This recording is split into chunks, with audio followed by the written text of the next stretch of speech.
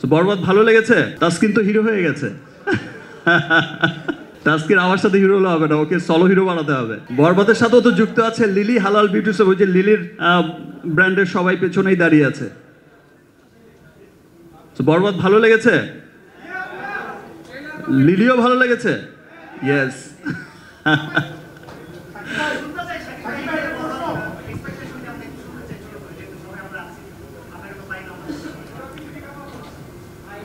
আমাকে পাওয়া যাবে ঈদের আগে আরো অনেকবার। সো বরবাদের ট্রেইলার গান যেভাবে সবার অনেক ভালো লেগেছে।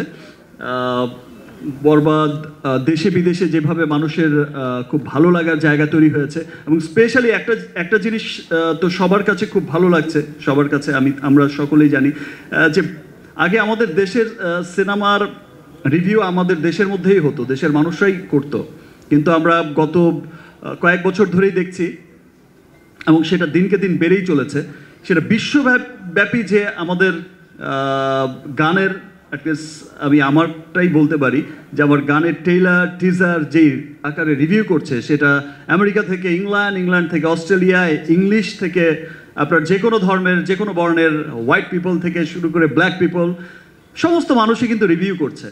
ইন্ডিয়া, পাকিস্তান, বিভিন্ন দেশ এই রিভিউগুলো, শত শত রিভিউ। আগে যে এটা দেখা যেত যে বাংলাদেশে যে পরিমাণ রিভিউ করে মানুষ, আপনারা যে পরিমাণে ভালোবাসা দেন, দেখা যায় যে বিশ্বব্যাপী এখন সেই ভালোবাসাও বিদেশিদের মাঝেও বেড়ে চলেছে। দ্যাট মিনস আমাদের সিনেমা নিয়ে, আমাদের কালচার নিয়ে তাদের আগ্রহের জায়গাটা অনেক বেড়ে গেছে।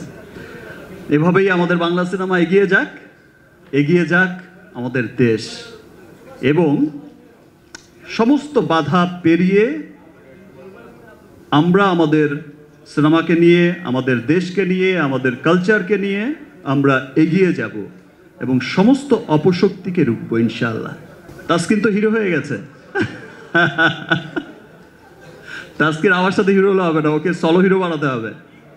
ও তানজিদও হিরো।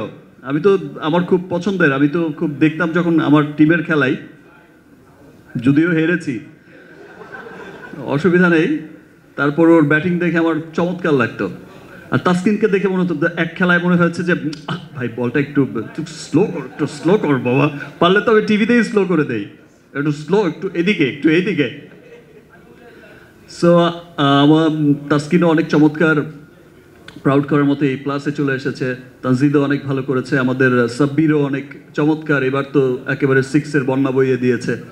ইনশাল্লাহ নেক্সট বিপিএলে হয়তো দেখা হবে, ভালোভাবেই দেখা হবে। সবাইকে অনেক অনেক ধন্যবাদ, আবার দেখা হচ্ছে, এবং সবাইকে আবারও রমজানের অনেক অনেক শুভেচ্ছা। Thank you. অনেক লম্বা বক্তব্য হয়ে গেছে।